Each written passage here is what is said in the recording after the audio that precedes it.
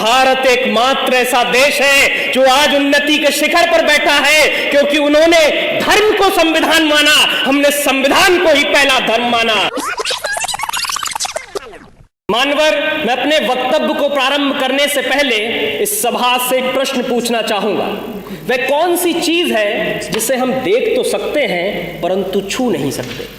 महोदय, यही प्रश्न सन 1947 से पहले कक्षा में किया गया था। उस समय विद्यार्थियों ने इसके अनेक उत्तर दिए। किसी ने कहा कि हम आकाश को देख तो सकते हैं परंतु छू नहीं सकते। किसी ने कहा हम सूरज को देख तो सकते हैं परंतु छू नहीं सकते। लेकिन उसी कक्षा के बाहर खड़े होकर पढ़ने वाला एक छात्र दबदबाई आंखों को लेकर खड़ा हुआ और पानी के भरे हुए घड़े की तरफ देखकर बोला, मैं प्यास से तड़प के मर भी रहा हूं, फिर भी मैं इस पानी के घड़े को देख सकता हूं, छू नहीं सकता, क्योंकि मैं एक अछूत जाति का हूं। और वो अछूत जाति का विद्यार्थी कोई और नहीं बल्कि हमारे भारत के संविधान के निर्माता डॉक्टर बाबा साहेब भीमराव अंबेडकर जी थे।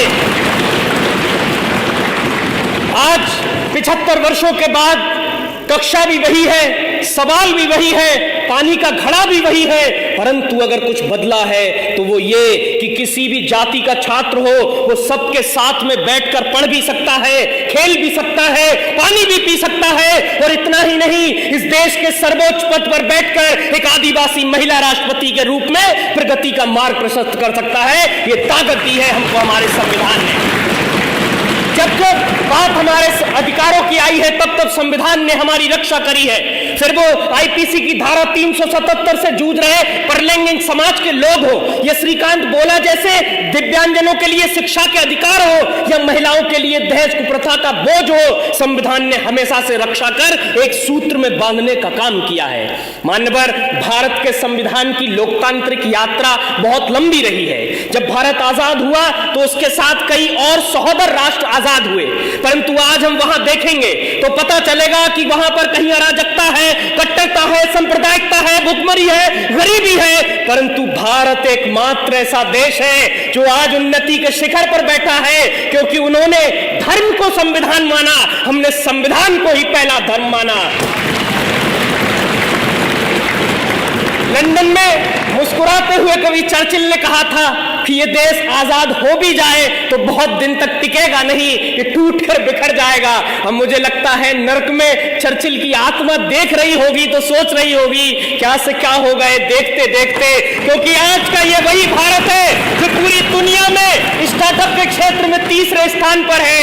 ये वही भारत है जो ओलंपिक के अंदर टोक्यो की धरती पर झंडा तिरंगा लहरा देता है। ये वही भारत है जो चंद्रयान 3 को पृथ्वी से चंद्रमा तक पूरी दुनिया में सबसे कम बजट में पहुंचा देता है, क्योंकि हमने अपने कर्तव्यों का निर्वहन किया है, जिससे हम प्रगति के सोपान को चढ़ते जा रहे हैं।